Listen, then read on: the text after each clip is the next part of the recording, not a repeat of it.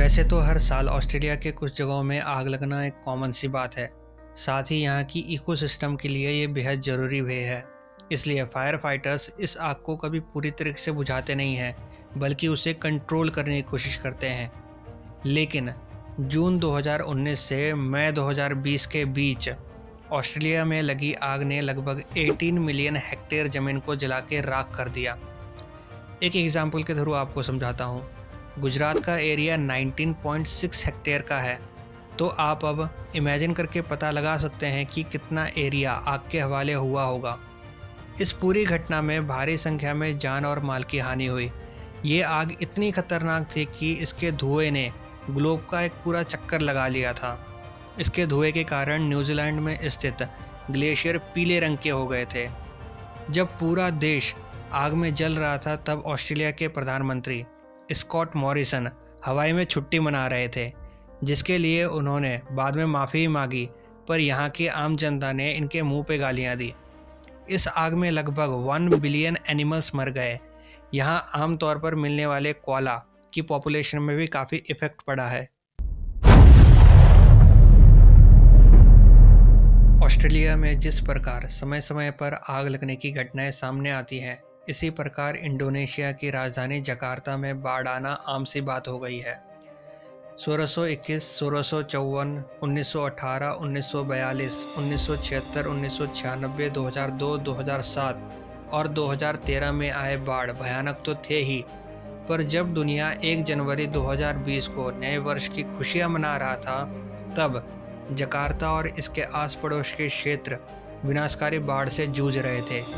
बाढ़ के साथ भारी बारिश ने भी नदियों का स्तर बढ़ा दिया था, जिसके कारण 4 लाख से अधिक लोग अपने घरों से भागने को मजबूर हुए, जिसमें से कई लोग बिजली के झटके और भूस्खलन की वजह से मारे गए। एक रिपोर्ट के अनुसार लगभग 66 लोगों ने इस बाढ़ में अपनी जान गंवाई।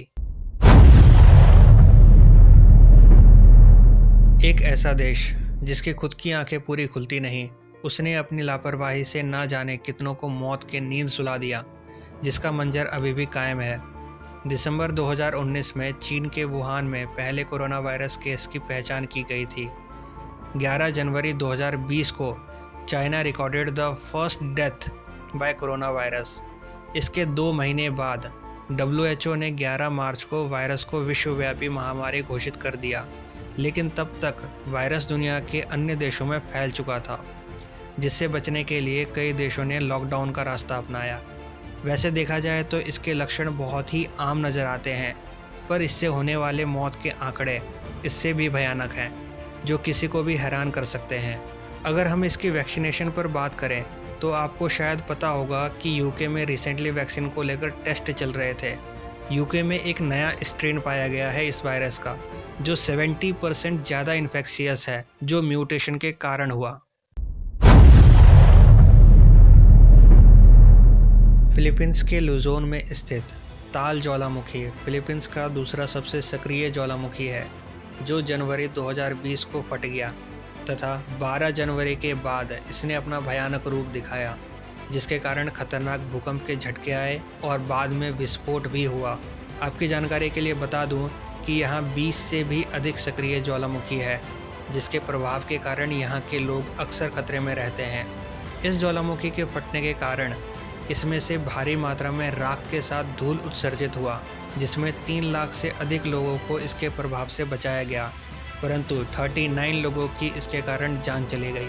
इस विस्फोट ने कई किलोमीटर एरिया को प्रभावित किया। आपने टिड्डियों के हमले की न्यूज़ तो जरूर सुनी होगी। लाखों की संख्या में इन रेगिस्तानी टिड्डियों ने भारत के कई राज्य जैसे हरियाणा, गुजरात, पंजाब, राजस्थान, उत्तर प्रदेश, मध्य प्रदेश की फसलों को काफ़ी नुकसान पहुंचाया था। अगर आप ये सोच रहे हैं कि इनका प्रभाव सिर्फ भारत तक ही सीमित था, तो आप गलत हैं। इन टिड्डियों ने दुनिया के अन्य देशों की फसलों को भी बर्बाद किया था। इससे प्रभावित देशों की लिस्ट आपके सामने है। इस प्रकार अचानक टिड्डियों में हुए वृद्धि का कारण जलवायु परिवर्तन को माना गया है। इनकी प्रजनन शक्ति काफी तेज होती है। एक दिन में 1 वर्ग किलोमीटर झुंड 35,000 लोगों के बराबर खा सकता है। ये बस कुछ सेकंड में ही पूरी फसल को बर्बाद करने की क्षमता रखते हैं। 2020 का सफ़र काफ़ी लोगों के लिए मुसीबतों भरा था।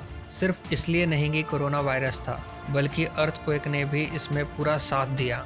2020 में दुनिया भर में इतने भूकंप आए हैं कि अगर मैं आपको उनकी लिस्ट दिखाऊं तो वैसे भी आपने देखना तो है नहीं, इसलिए आगे बढ़ते हैं। लगभग 45 भूकंप ऐसे थे जिनकी स्पीड रिक्टर स्केल पर 6 से अधिक थी।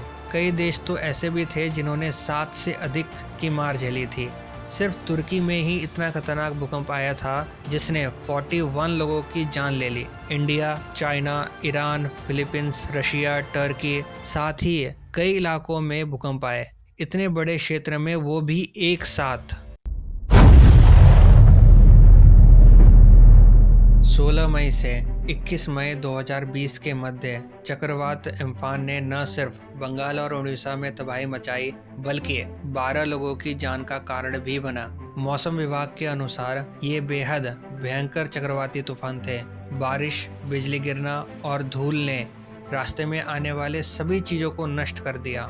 ऐसा अनुमान लगाया गया है कि इसकी highest wind speed 260 kilometre per hour थी, जिसने ईस्ट इंडिया को काफी नुकसान पहुंचाया। उत्तराखंड, जो अपनी प्राकृतिक सौंदर्य में काफी चर्चित और फेमस है, यहाँ मई 2020 के आखिरी दिनों में भयंकर आग लगी, जिसके कारण 50 से ज्यादा हेक्टेयर जंगल जलकर राख हो गया और इसमें 2 लोगों की जान भी गई। ये आग कई दिनों तक रही, जिससे यहाँ के आम लोगों को काफी परेशानी हुई। इसके कारण वन विभाग को 1 लाख से अधिक का नुकसान भी हुआ। हो सकता है कि आप में से कई लोग इस आग को ऑस्ट्रेलिया में लगी आग से कंपेयर करने में लगे हों, पर कंपेयर करने से पहले ये याद रखिएगा कि वहाँ आग लगना कॉमन सी बात है, पर यहाँ नहीं। मई और अगस्त के मध्य हैवी मानसून रेन यानी बारिश के कारण असम के लोगों को बाढ़ का सामना करना पड़ा, जिसमें लगभग 150 लोगों की जान चली गई और 30,000 से अधिक लोग इसके कारण प्रभावित हुए। इस भयानक बाढ़ ने असम के 128 गांवों को नुकसान पहुंचाया, साथ ही कई फसलों और घरेलू जानवर को भी प्रभावित किया। जिस बारिश का लोग महीनों से इंतजार करते हैं, कभी कभार वही हमारी मुसीबतों का कारण बन जाता है। इसलिए जरूरी है कि हम सतर्क रहें।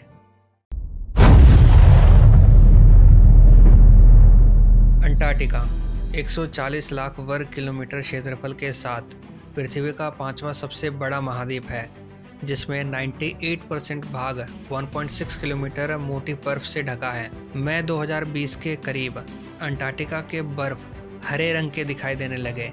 वैज्ञानिकों का कहना है कि यहाँ शैवाल मौजूद थे, पर अब इसकी मात्रा बढ़ने लगी है, जिसके कारण यहाँ के सफ़ेद पहाड़ हरे रंग के दिखाई देने लगे हैं। यहाँ शायद आपके मन में ये सवाल आ सकता है कि आखिर अचानक से शैवाल की मात्रा क्यों बढ़ी। वैज्ञानिकों ने इसका कारण जलवायु परिवर्तन को माना है। यहाँ शैवाल की मात्रा इतनी बढ़ गई है कि अगर हम अंतरिक्ष से अंटार्कटिका को देखें तो इसका कुछ भाग हरे रंग का देख सकते हैं। आखिर में आपसे एक बात कहूँगा, जो लोग ये समझते हैं कि कोरोना वायरस के कारण उनकी लाइफ में बहुत चेंजेस, कठिनाइयाँ और परेशानियाँ आई हैं, वो उनके बारे में सोचे जिन्हें न सिर्फ वायरस का बल्कि इन आपदाओं का भी सामना करना पड़ा। तो शायद आपको अपनी परेशानियां कम लगें। उम्मीद है आपको ये वीडियो समझ आई होगी। आप वीडियो से संबंधित अपने विचार कमेंट बॉक्स में लिख सकते हैं। मेरे लेटेस्ट वीडियो को देखने के लिए नीचे लाल अक्षरों में लिखे सब्सक्राइब को क्लिक करें और वीडियो पसंद आई हो तो लाइक और शेयर करें।